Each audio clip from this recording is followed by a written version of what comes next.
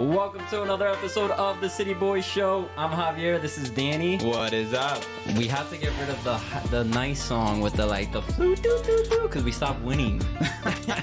I only play that song when we win. Flute guy, really trumpet guy, only shows up after W's. Yeah, trumpet guy only shows up for W's. You looking like a little suave here. You got the thing, bro. The little collar shirt with a nice cut. Bro, I saw James win a game yesterday, and I said, "Ooh, I gotta look fresh." The Colombian cut here, like I just came out of the Medellin airport. Looking fresh, bro. Talking about Colombia. What a W. Colombia. Yo, James is like, he took a time machine back, went back to the World Cup from 2016, and we're dominating, bro. It's one game. Nice. I'm just mad hype. Bro, but both of those came from the most beautiful. One was a cross, one was a set piece. But still, both beautiful crosses into the box, bro. No, and we had a third one that could have been called when the guy dragged him down. That was bull. That should have been a foul. He dragged, I think, Mina down, but that was a bad call. 24 undefeated for Colombia right now. Bro, dominating. That is dominant. What about USA? Were you convinced by their win?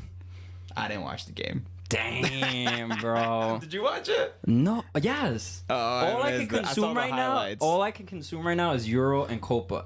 If you ask me an NYC, I don't know who plays for this team right now.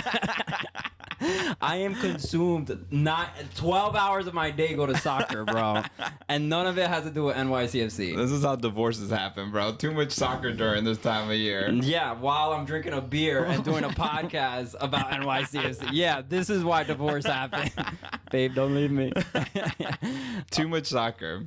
But it does feel kind of like MLS, like taking a back burner compared to these other two things. But they shouldn't feel that way. It should feel like, wow, all this is happening in NYC and MLS is there too. I mean, it is. Granted, people are watching. People are still excited by it. But if MLS becomes bigger, all your superstars are going to be in these games. Very true. That's when you have to do a schedule shift. Yes. Maybe follow the Euros. Yes. And on this episode, we are having a Brad Sims interview, and we ask him this question. So stay tuned. Yes. Wow. Don't click out yet. Ooh, teaser. I'm getting good at this. Wow. 1 minute in, they're like teasing to like the 15th. I like it. Look at that. We've got experts at this thing right here. But yeah, James, I just want to say, James looks great. I'm cheering for Colombia to win it all. I think he got a sports psychologist. He needed the first thing that made me think of was that black lady from Ted Lasso. The one who came in and she's here just serving him honesty left and right. All we need is Ted to show up too, and that's it. We win it all. That would be hilarious. But yeah, he needed a sports psychologist. He looked cool. Yeah, he is Colombian, but he's a papi. He's our. You know what I think he is? Like, you know, Dominicans have Romeo Santos. Yeah, Romeo Santos. I'm gonna get murdered for that. We got James Rodriguez. He's our papi chulo. I don't know. People are gonna agree with you on that. All right, I don't care. You know, what's his face is Colombian. Well, we got a bunch of Colombian famous people, so it's not even. I know the music. I don't know. I'm J Balvin. No, Maluma. Yeah, Maluma, baby. Do we gotta talk NYCFC? Unfortunately, we do. It's NYCFC podcast. This sucks. Third game in a row that we lost. Yes. We played Nashville. And we're cushioning out now. No. Let's calm down, right? I'm joking. That's the overreaction we see online. But to their defense... I kind of want to talk to their defense. I'm going to go back. On this cushion out thing, I just want to talk about this for 1 second. When Cushing plays really well for the past 10 games, the cushion out dudes are like, you got to look at the big picture. He's lost more games than he's won. Blah, blah, blah, blah, blah. Blah, blah, blah, blah, blah. Then when he's on a losing streak for 3 games, they're like, this is what I told you. Not looking big picture at all. It's like the perspective changes based on your opinion versus really looking at the holistic picture. Do you think, I think you mentioned it, so I wanted to ask you, do you think this is the Greg Berhalter effect? We're talking about national teams.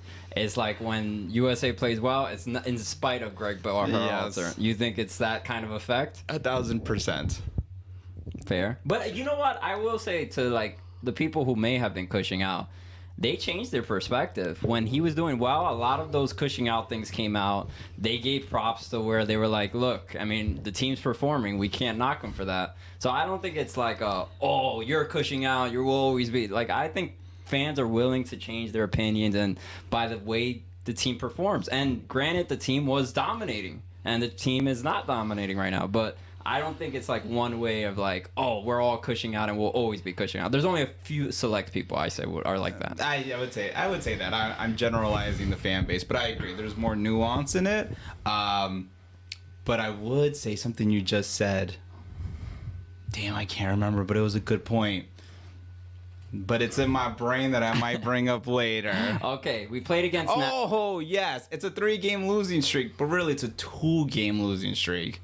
Because we want to go back and just remind people that it came out by the pro refs. Oh, yeah. That was not a clear and obvious penalty in that Columbus Crew game. Yes. And so the score should have ended. I mean, things a lot of change, but should have ended 2-2 draw. That's a great point. So, cushion on this 3-game losing streak, it's really 2-game losing streak with some ref bias in there. That's a great point. So, I mean, it's good that they went back on it, but it's terrible that it happened in the game. And it goes to show that what Nick Cushing was saying about the officiating and the guy's lack of experience was completely true. Yeah, look at that. Coaches being honest versus camera footage of Canadians that don't exist anywhere. Canadians getting beat up. Oh, my God. I'm on fire today. You're sick in the head right now.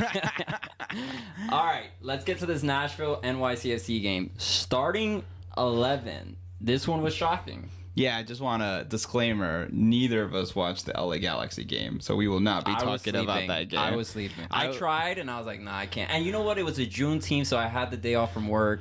Was drinking all day, had a backyard party, was sweating, had hamburger beef sweat just coming off of me. That's nasty. I had to just shower and go to bed. I couldn't watch LA Galaxy. I don't think anybody was watching. Like I looked at like the tweets after, very minimal tweets, and not even that much engagement on tweets.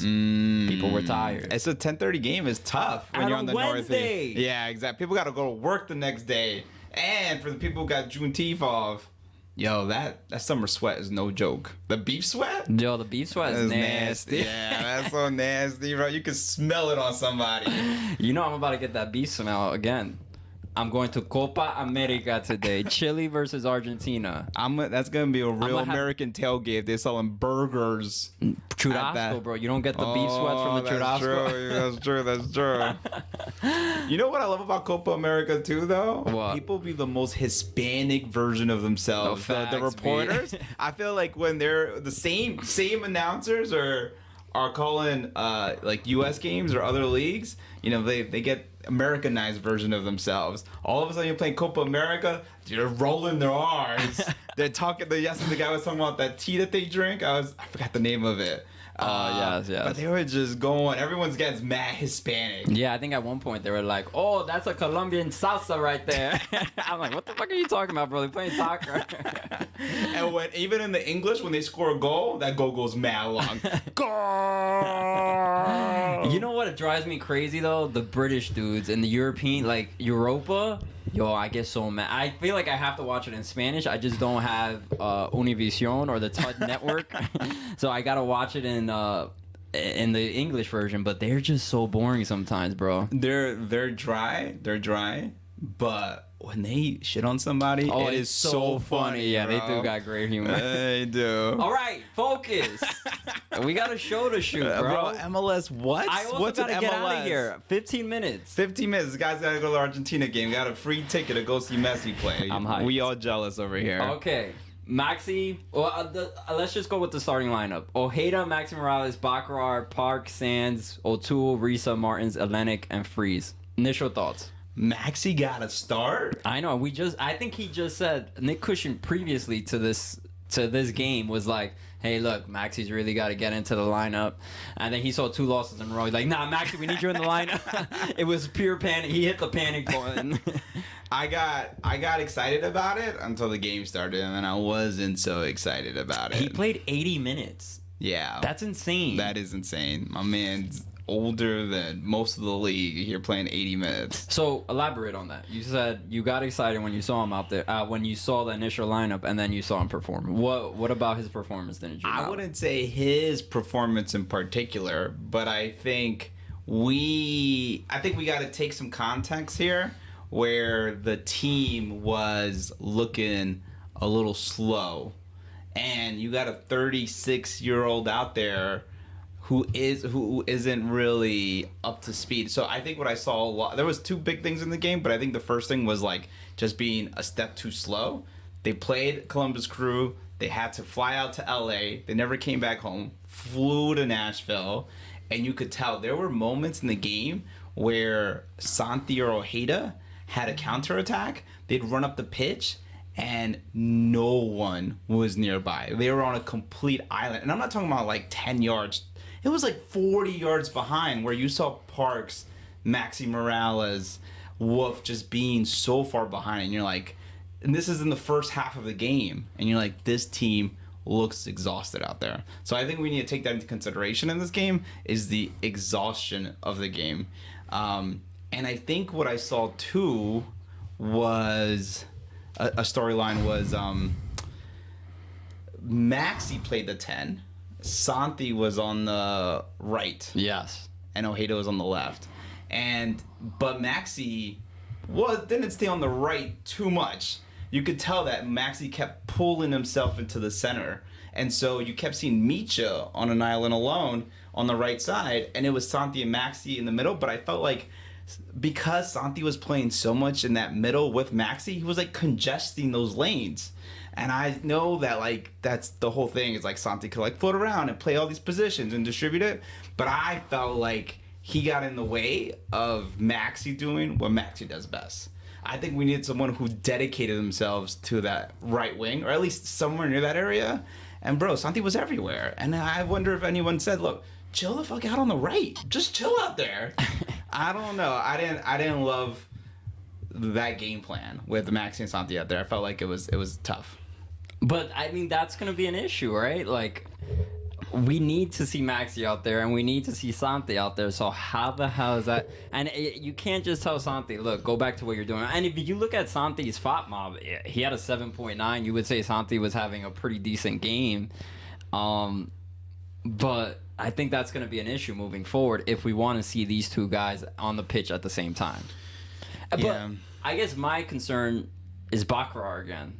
Are we done with the Baccarat train? Have we lost faith that he can be the striker we need him to be? And this is something I would put a little blame on Cushing. Why start Baccarat? What happened to Alonso Martinez?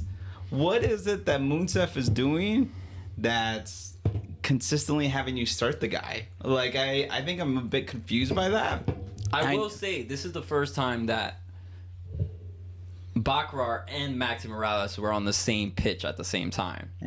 So that could have been let me see how Baccarat, who you can tell he's trusted in for a while now. He loves him in the press.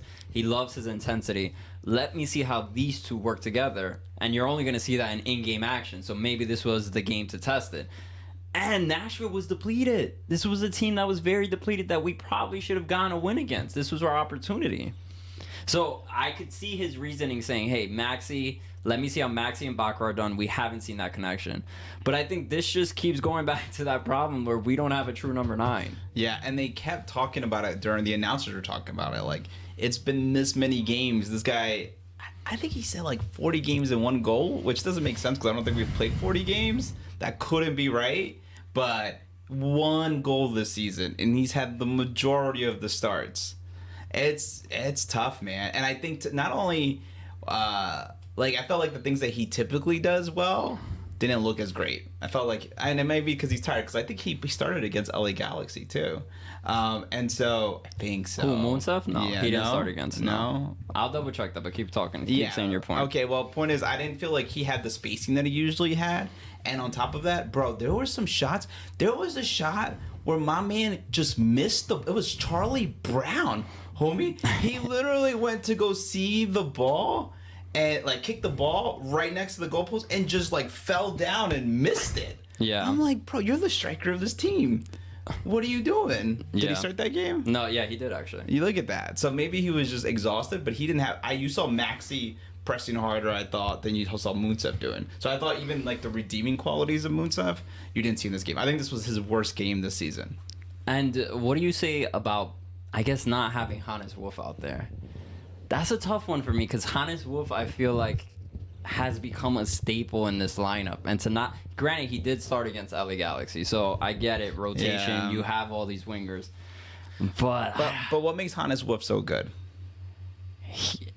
he's a creator. He creates for other players. Like, he gets the spacing, he gets in the right lanes. Wouldn't you say Santi's the same thing? Wouldn't you say those are the same positive attributes you talked about with Santi? But then why don't you have Ojeda out off, like... Oh, because if you think about it, what you just said tells me that Santi and Wolf are like for like. But So Ojeda's a completely different player. Ojeda is like for like with Malachi Jones. And Ojeda looked sometimes very threatening with his explosiveness and speed, which is something that Santi nor Wolf have as much of. Yeah. So I do think Ojeda... There was multiple opportunities where Ojeda like used his explosiveness to get past that back line, and you saw they kept getting it to him. But he was there on an island too by himself. Like there was just no one else there because everyone else looked exhausted. Yeah. It's a disappointing game to not get a result when, I don't know, I feel like we were the better team. Well, not we were the better team this game, but we are the better team. What was the shots and like the stat line from this game? I'll tell you. Because I don't remember if I thought. We had 62 possession. They had a higher expected goal, 1.15 versus our 0.76. 5 total shots, and we had 0 shots. Oh, no, this is on the first half. I apologize. 14 total shots by us versus their 7. Yeah. We still had 60 possession versus their 40%. But we still had 0 shots on target all game. And this is going back to, like, early day problems. Like, this was something I thought we kind of resolved. I also think LA Galaxy was the same issue here. Very minimal big chances. We only had 1 big chance and 0 shots on target. It's just not good. But look, our expected goals was higher, 1.32. Am I seeing that correctly? Yes. Bro, Muntsef's got to stop Muntsefing. Okay, but we have to get to the defense, though. Yes. Micha. They score on the 23rd minute, and Micha kind of had 2 chances to clear that ball, I believe. That's true.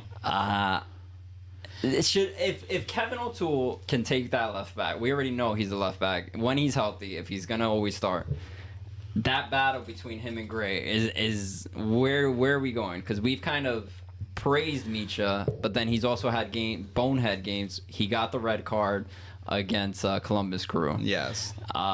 He's had mistakes over mistakes these last 2 games. He also suffered a bit offensively as well in this game. Is it Tavon Gray's position now? Like, should we start Tavon Gray next game? You know, I don't know about that. Well, no. Do I think we should start Tavon Gray next game? Yeah, just because in general I think we should start Tavon Gray. I think he's a great starter, and I don't think it's a step back, and maybe it is a step forward to play Tavon Gray versus playing Micha. But I do think Micha is just a little, like, in his head right now. If I had to guess, right? My man's got a red card. First of all, it's a super tough competition. So it's him and Gray. But I think they get along and they're okay with the competition. Yeah. But you got a tough competition. You got a red card. You're here trying to make up for that. And maybe you try too hard. And you try too hard and you make boneheaded mistakes. And I think that's what happened here. I think he was in his own head. He wasn't at form, right? Because he was out of game. He was out 2 games. If you count the game, he got the red card. He was out early. Yeah. And so, like, he's out of shape a little bit. He is like, let me make up for what I did. And I think he got stuck in a bad loop. Yeah, and just to piggyback off that, Micha is so young. And when you talk to him, he's a very emotional kid, right? Like, he has high ups, he has low downs. You know what I mean? At this age, that's just kind of how it is. Yes.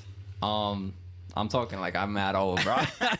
Yo, like, bro, he's saying that. We are. Jennifer be calling us Theos all the time. Makes me feel mad old. We're mad old, bro. We're mad old. We're Theo age. We're actually Theos, though, bro. Yeah, but we've been Theos since we was like... That's true. You know Hispanics be having kids too early, bro. You'd be a great grandmother at like 40 years old, bro. Seriously. We about to be great grandfathers soon. All right. Anything else in this game? Matt Freese is impeccable as usual. I thought Keaton Parks had a terrible game too, bro.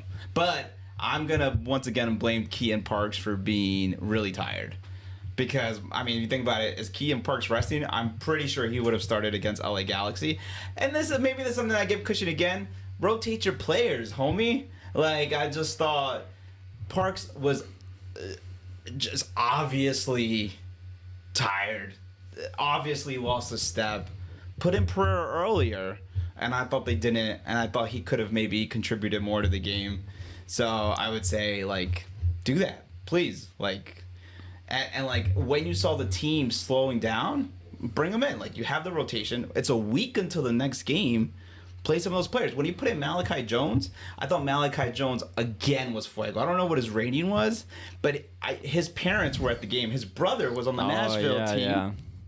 And you could tell my man was hustling for the little time that he was in the game. And I was like, if Malachi Jones could get support from anybody, we could turn this around. And I really thought it was going to happen, but it didn't. I will say, though, I mean, Nick Cushing did 5 subs, so it wasn't like he didn't try his subs out. Yeah, but he put in Parks on, the 72nd minute? You mean Pereira? Sorry, yeah. He took out Parks on the 72nd minute. I mean, I think that's still ample time. And he took out Hannes Wolf, put in Hannes Wolf on, the 82nd minute. Santi was, I mean, I know Santi had a good rating, but I didn't see that. I just did not see that at all from the game I was watching. Okay, talking about subs. We got news out about Talles Magno. Oh, yeah. So we didn't see Talles Magno again. Haven't seen him all season, I believe. J.R. DeBart from Blue City Radio. He talks to him after the game. After the LA Galaxy game, I'm pretty sure. Yeah, because he lives in LA. Yes. So maybe he was there? Yes, that makes sense. That makes sense. He talks to Talles. Talles says... I don't want to paraphrase, but I'm gonna paraphrase because I don't have the quote in front of me. He was basically like, talks with Nick Cushing aren't really good right now. He says, like, I'm the best in practice, or I think I am. And then JR like follows up with him like, do you see yourself with this team in the future? And he said, I don't know, but I really doubt it. Basically, summary of what happened. Yes. What's your take on this? Well, our take is we asked Brad Sims about it. Yeah. Just an hour ago. I mean, yes, we talked to Brad Sims, and he said he was a little surprised that he said those comments because he says he's often in practice, and I guess Talles Magno's spirits look up. He is one of the best players in practice, so I think he was a little surprised by the comments. And he said that he expects, and he could be lying, but that he expects Talles Magno to be here for the rest of the season. Yeah, so we asked him about the transfer window, right? It's coming up in the summer. And he said, I don't see any major signings, and I don't see any major exits. Yes. I think there's still a little more nuance there. Is there no major exit because you're not getting the deal you want for Talles Magno? Because that could be the situation, you know what I mean? Or is it not considered major because your player's not playing, so it's not a major thing if he leaves? No, but for the amount of money, yes, it's a major. Remember, I think they were hoping that Talles Magno was going to beat Tati Castellanos. Yes. And why was that so big? Because Tati Castellanos had a record transfer fee, right? Yes. So they were hoping this project for Talles Magno would be the same thing, and it never became that. So for them, I think it's a big deal if Talles Magno gets sold or not. That's a good point. So I don't know, but he says he's not leaving. Is it true? I don't know. If they get the right offer, I'm sure. But he also said there's a lot of guys in this team that are basically ahead of him. Yes. That's basically Brad Sims pretty much said, barring injury, it's going to be hard for Talles Magno to get time because of Ojeda and Malachi Jones and Wolf. So I think if we look at this roster and this amount of wingers, Talles Magno has fallen lower in that depth chart. That's how they see it, or that's Correct. how I gather that information. You guys will put the Brad Sims interview in maybe 5-10 minutes or whenever we're done with this conversation, and that's how I took that information. Me too. Okay, I thought Do you you were think gonna that's true? Brad Sims interview now. Transition. Danny wearing the same shirt. Hamburger beef sweat as he talks to Brad Sims from his third sandwich. Yo, this studio is hot right now. I'm getting the beef sweats. No joke. Yo, seriously. Okay, can we play the interview? Or you got anything else to add? No, I'll do it after the interview. Transition.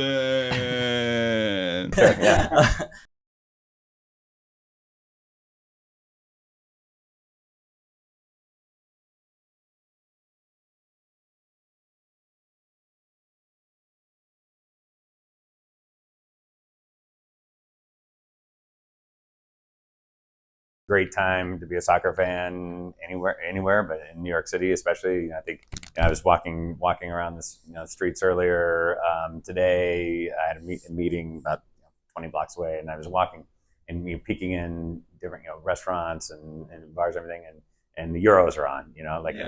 So soccer's on everywhere. And then that's going to transition. It was the noon games, the 3 o'clock games, and then 6 o'clock there'll be a Copa game, 9 o'clock Copa game.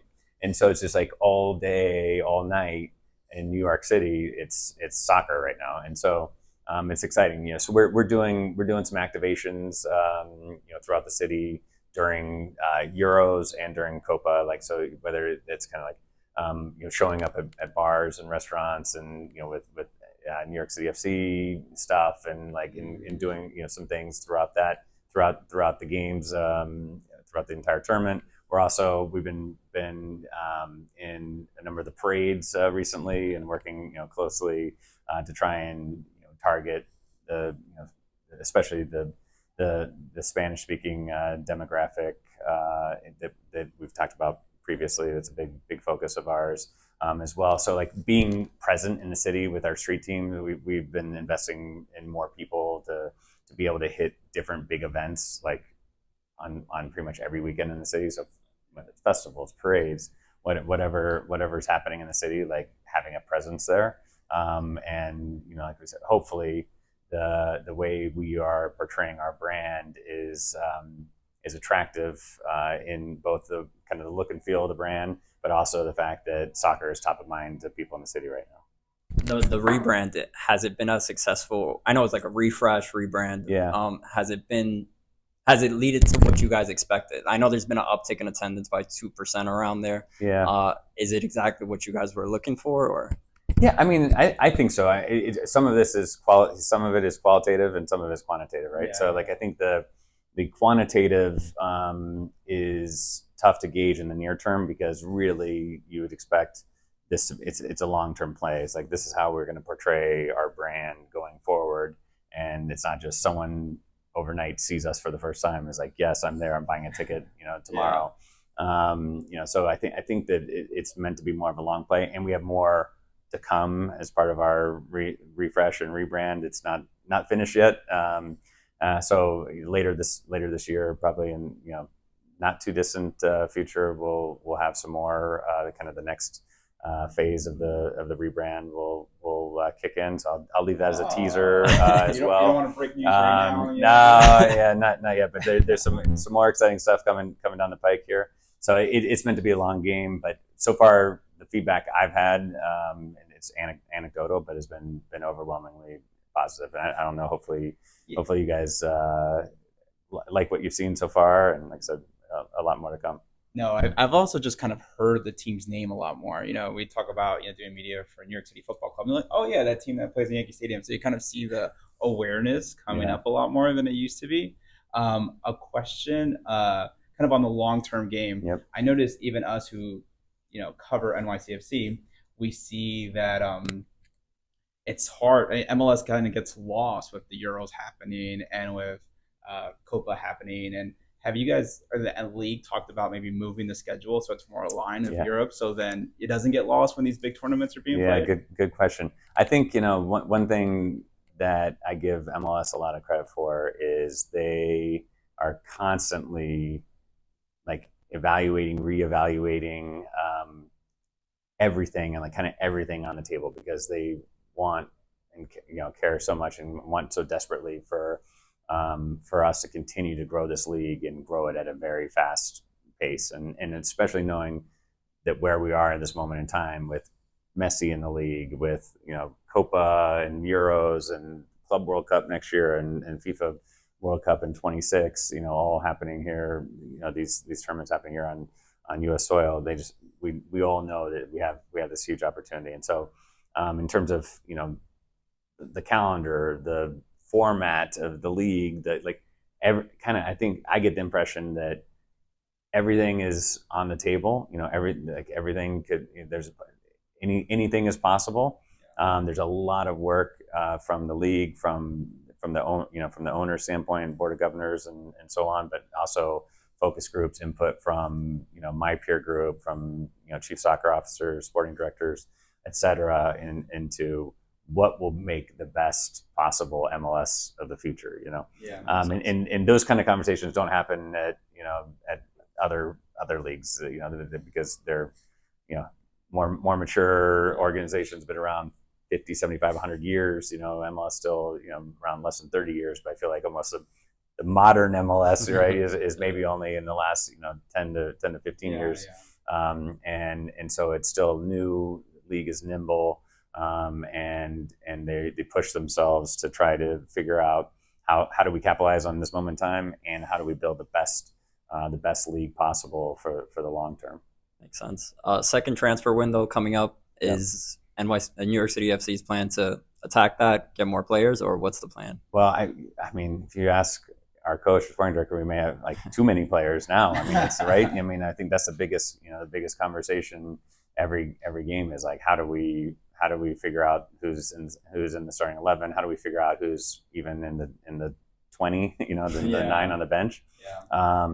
So it's great to have depth, and we love the depth we're at, but there's no real kind of in terms of like going big, and we feel like the last 2 windows we've gone big, and we don't really have any gaping holes. And if not, the biggest problem we have is maybe having too many players and not being able to get everybody, not even on the 11, but even on the bench, and so we're always open. You never know. So last summer we had no intentions of selling Gabby Pereira. Like, that was not on the radar at all. And then kind of out of nowhere, it, almost like the offer you cannot refuse, kind of comes into play, and he wanted to. It was a life-changing offer for him as well, and so that happened and materialized very quickly. And fortuitously for us, it was early enough in the window that we were able to make what we felt was a like for like, kind of swap with bringing Julian in. So, barring something like that, I wouldn't anticipate, any major moves in this window from our standpoint. But you never know. But right now we have no anticipation of any kind of major sales, and we also have no anticipation of any kind of major acquisitions for the summer window. And I think perfect transition to our next question, which was, with too many players, someone that we haven't seen get a lot of playing time is Magno. Yeah.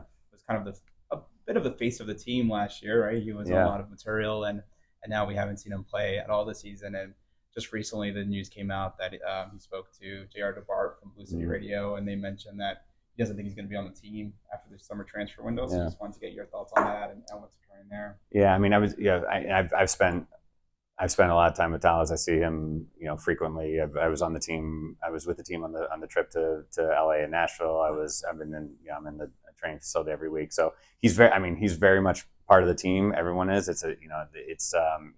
He's training every day. He obviously has had some challenges, some injury challenges, last year, this year, throughout the year, to be 100% physically fit. He is training now, and he's training every single day, which is a good thing. It's good to see. As you see, any fans of our team have seen that, like, if there's one place we have a lot of depth, it's winger, and our guys that have been playing deserve to be playing. And so it's a tough, these are tough decisions for a coach. And if we didn't have the depth if we didn't have the depth that we do have, Talas would be playing for sure, and maybe another MLS teams that don't have the depth that we have and don't have the competition that we have, maybe he would be playing. But and the hope is that we want everyone to play. I've been in the locker room with Nick saying, he says it almost every single game, like, everyone, not just the 11, not just the 20, but like 1 through 26, 1 through 27, 1 through 20, like, everyone needs to be ready every game. Like, we could start getting into 3 games, in a week.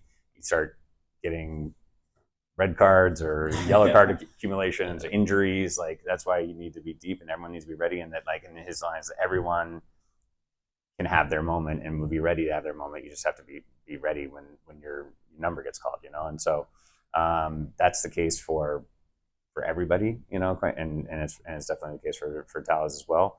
But he's with the team. He's integrated with the team. I was surprised to see those comments because I've been there and I've seen him, and he's most certainly he's training and he's as much a part of the team as everybody else. So I hope to see him.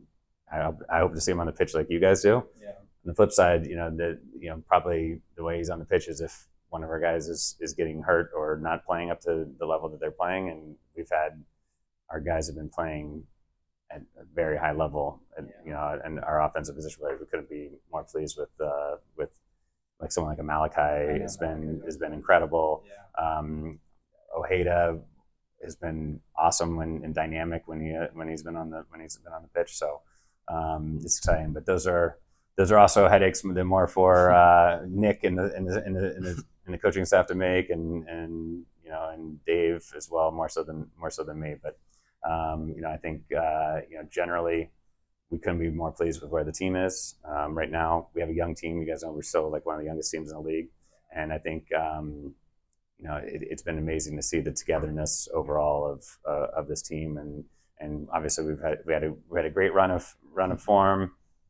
We had a FIFA break, kind of like the only thing that could slow us down, I think, and then and it's a little bit challenging the last few games. Now we got a couple home games in a row coming up, and excited to get back to our winning ways.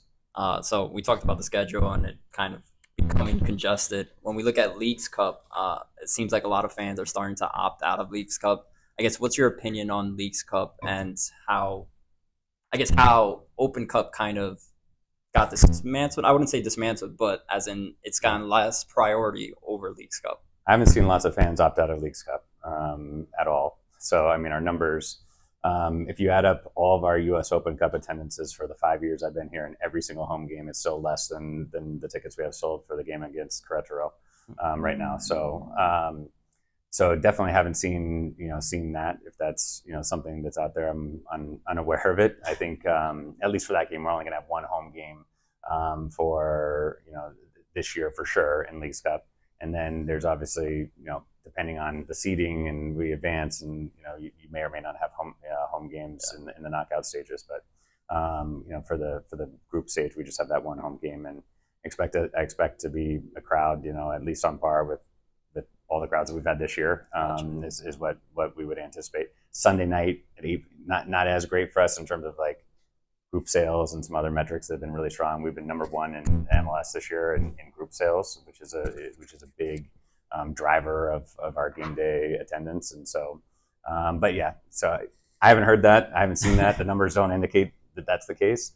So from a Leagues Cup standpoint, I'm a big proponent. I think last year was the first year, and in our home game that we had was 23,000. We filled the entire lower bowl at Citi Field, and we essentially we're sold out and couldn't sell any more seats for that game. Mm-hmm. So that was a huge success. Previous iterations of like the small Leagues Cup, before that, again we had 25,000 fans for every time we played a Liga MX opponent. So we've seen a lot of interest and a lot of success in those games over the last number of years. So very bullish. I'm personally, for me, very bullish on the Leagues Cup, having the quality of competition of Liga MX teams and MLS teams.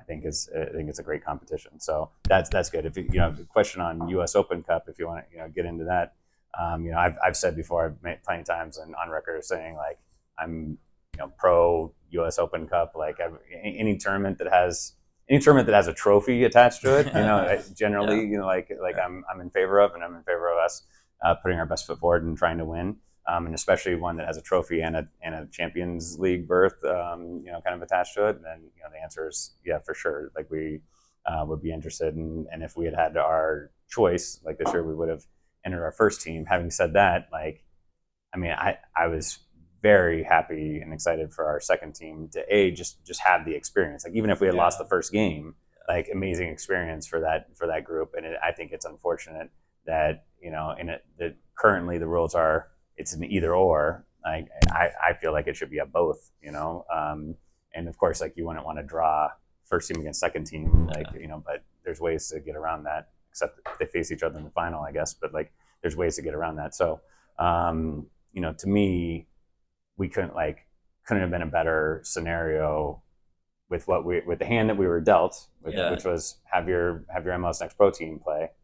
I mean, for them to go on the run that they did and get farther than any other MLS Next Pro team, like farthest lower division team, winning, crazy extra time games on the road at Hartford, and and having 3 home games at Bellison, and beating higher level teams, beating the Red Bulls too, which was always fun.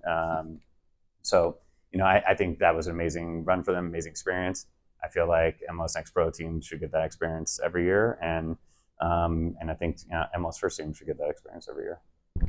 My question is kind of on now these tournaments that we're playing in, so between CONCACAF, Leagues Cup, US Open Cup, MLS. Is there a priority for the front office of like which has more importance to win versus the other cups? Yeah, that's a good question. I mean, I don't think we sit down at the beginning of the year and say, okay, this is first priority, second priority, third priority, fourth priority. I think generally we have we have goals. We want to finish. We want to compete for trophies in every competition. So we want to put ourselves in a position to be able to compete for a trophy. Like, the only way feel like going into the postseason for MLS, we want to feel like we have a realistic chance to win. And that's the interesting thing. Like, obviously in 2021 we were the 4 seed and we won, but we felt going in we were hot. We had a team. We had a team that could pull off 4 wins in a row and hoist the cup. So whether that means you finish as a 1st seed, as a 4th seed, as a 7th seed, depending on where, like, you could finish as a 4th seed but have lost 7 of your last 8 games heading into the playoffs, and you're not gonna feel great. Or you could finish as a 4th seed winning 7 of your last 8 games, like, heading into the playoffs. And it's a very different scenario, right? So I think for us, it's a matter of like each competition, how do we put ourselves in a position to feel like we can compete to win that trophy, to qualify for the Champions Cup. And when we're in it, we're trying to win. So there's not like, hey, this is a first priority, second priority. The thing about Leagues Cup, right? They shut the whole league down, so it's not like a scenario where maybe in a U.S. Open Cup scenario where if you have a tough league game on a Saturday, a tough league game on the following Saturday, and a U.S. Open Cup game on the Wednesday, we're like maybe we sacrifice this, or we put we have to rest some guys.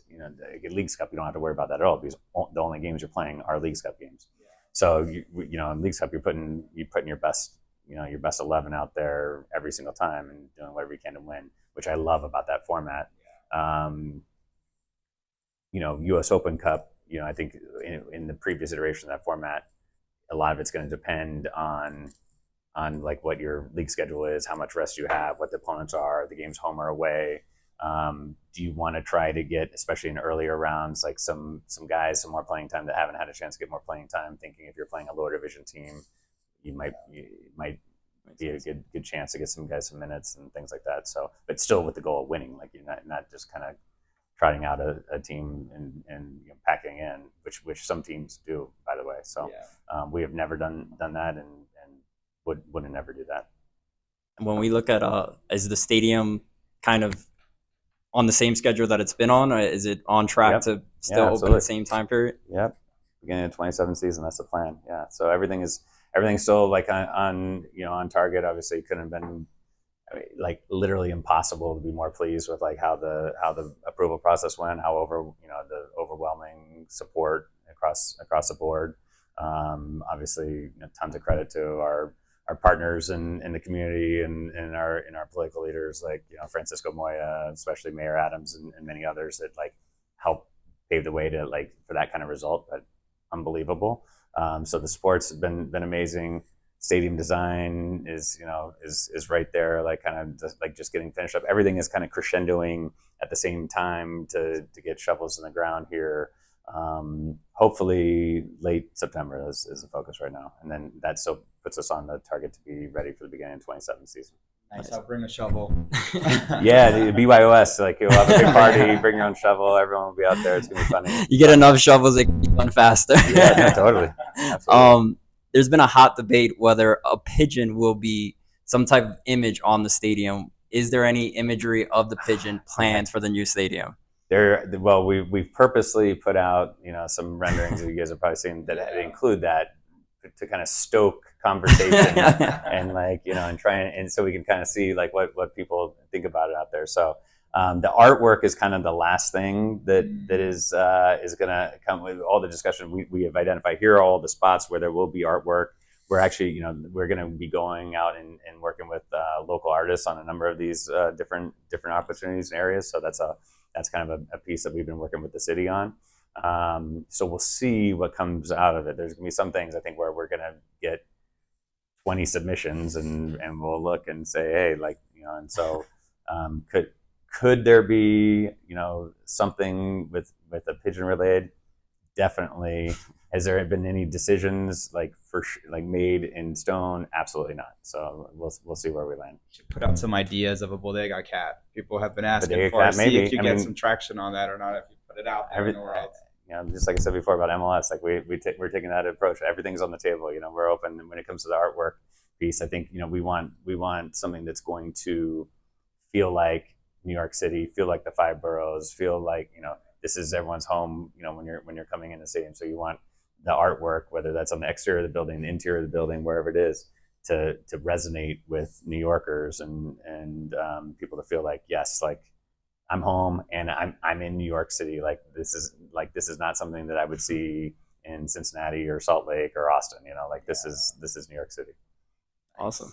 I think that's all for me. Yeah, that's all we got. All right, thanks guys. All right, Appreciate it. Appreciate it. All right, so that was Bradson's interview. What did you? I guess what was the highlight of that interview for you? I think right before we left this, right, we talked about Talles Magno. I think what I would ask you, thinking about what Bradson says, right? Barring injury, it's going to be hard to get that winger position. Do you think there's someone that is playing consistently that Talles Magno should be over? I got to look at these wingers. There's so many. I know. I mean, if you think about it, I wasn't even thinking about Julian because he's getting such little play time. That's what I'm saying. It's the issue is it's felt like such a long time since we seen Talles, and it's felt like such a long time that we seen Talles at the wing position. You get me? For so long we saw him in that striker position that you forget how magical this guy could be.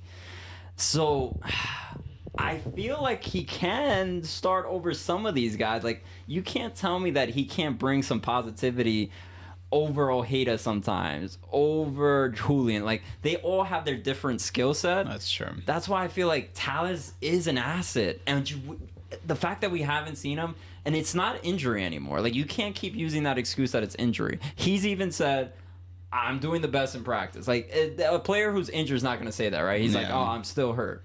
So, like, you can't blame it on injury anymore, and I still think that he can bring something maybe these other guys can't, so why not try him? Exactly. And look, we're getting to a point in our schedule where it's more congested, so you can start seeing more wingers out there, or more substitutions and more rotation. Why not get him out there and just see how he does? You know what I mean? It doesn't hurt. And I'm not saying he's deadly like Ojeda or deadly like Julian, where they're going to make their own goal for themselves. But we've seen him get past defenders. He's pretty athletic, and his dribbling is amazing. And I'll take that a step further and say he is deadly where he can make his own opportunities. I mean, we saw that. The reason he didn't make so many opportunities was because we didn't have a striker, and he was getting double, triple team. But you ask me who else on this team could play better one-on-one against an opponent? Nobody. True.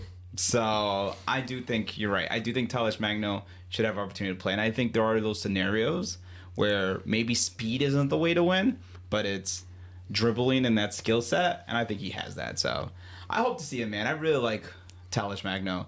And there's no better dancer on the team or swag. So he's got to be out there bringing some swag for us. Some salsa. Okay. My other takeaway is they're using the Pigeons to figure out if we like the Pigeons. That's true. We put it out there and see what it started. It started some fights, bro. People don't like each other anymore after the Pigeons. So there's still a possibility they're doing the Pigeon route. They might. So whatever you see on social media impacts opinions. Yeah, they definitely throwing things out there, little things just to see how we react. If you guys heard it, I don't know how great my mic sounded. I told them pitch Bodega Cat out there to see how the opinion is. So I was gonna mention raccoon, but I didn't want to get too ahead of myself. How did I forget the raccoon? You always forget the raccoon. Raccoon was iconic and will be forever. Racchino. Let's move on. I gotta go. It's 5:02, bro. You're gonna be. Everybody listening to this podcast feels like I'm rushing. They're like, they feel like they're going to the Copa America game right now. NYCFC versus Orlando. What do we got? You got nothing. I got the betting with bros. Okay, go. Give me some betting lines. Okay. We're favored -120 for home, plus 270 for the tie, away plus 290. So we're favored it hard. Ayo, and then over 2.5 is -146. I didn't listen to anything you said. Okay, we're home -120. Yes. I like that. Yes. I like that. We both lost our last bets, by the way. We did? We both betted on a draw or a win. Regardless, we both lost. That was against LA Galaxy. We actually did? Betted that when we did the Yankee Stadium podcast episode. Yeah. I'm going us. We win at home. -120. I don't know how much money I have left. Probably negative something dollars, but that's okay. My account's all messed up because I started doing Copa America bets. Your boy winning, bro. I might suck at MLS, but Copa America, Argentina every time. So I'll go NYCFC to win at home. I think we bounce back. We need a bounce back. We're always dominant at home. Our head-to-head with NY and with Orlando is actually closer. I think. Hold on, People consider Orlando a rival. I don't feel that way. I think they're a rival, bro. I don't know. I mean, I was really upset at that COVID game. Although that game was epic. Yeah. But because of that, I don't think they're at the level of Columbus Crew. Columbus Crew. That's not a. I don't know why I hate the Columbus Crew, but I mean, I'm at the Union, the Red Bulls. Yeah, Toronto. Yeah. I think NYCFC Orlando is like a longer one. I think it predates us. That's why that rivalry. I think we scored one of our first goals against them. Like that's why I think it's important, but it predates us. I had all these stats with the NYCFC Orlando, and now my FOP isn't working. Good job. Well, I would say because you didn't take. You didn't let me choose my bet. I'm gonna take the over 2.5. I think this is gonna end up a 2-1 game, 2-2 game. My boy, second in saves, Matt Freese in the league. I think it was 77.8%, and the person above him is at 78.1%. So it's minimal saves. But we got 0 clean sheets, man. I think we got 2 clean sheets this year. Best case. So no, I think we're better than that. So I don't think so. I think 2 clean sheets. I think we're better than that. But okay. So what's your bet? Over 2.5. Over 2.5. I'm gonna go $50. I'm balling right now. Oh, I'm going home win. It's really cheap for -120. They're really disrespecting us right there. And Orlando are 10th and we're 6th. We have 29 points to their 21. That is just disrespectful. Plus, to add to your over 2.5. Orlando haven't kept a clean sheet in 6 matches. Whoa. So it adds to your whole thing that there will be goals scored. So I'm going NYCFC to win $25 because I'm broke. And they win. Do you go with the same lineup? I think you said last game? No. So then who sits? Because I think you had the whole beef with Maxi and Santi starting at the same time. I don't know if Maxi should be starting. I don't know if Maxi should be more of a super sub player at his age. Come back and change the game on the 60th minute. So I think at this point, I'm going back to what used to work. Santi in the middle, Wolf on the right, Malachi or Ojeda on the left, Park Sands, Freeze, Gray, And then at striker, just choose who you want because they all suck. What if we put Santi at the 9? Stop it. I would rather have Tallis Magno back out there on the 9. You're smoking, in my opinion, that just made me want to end the show right now. Tallis Magno over Muntzev Bakra on the 9. All right, you've lost all respect on this podcast. All right, I'm ready to wrap up. All right, this was fun, guys. Hope you enjoyed. See you on Friday. See you on Friday, huh? Or tonight at the Argentina game, although you're not going to see this tomorrow morning. Peace out, y'all. Peace.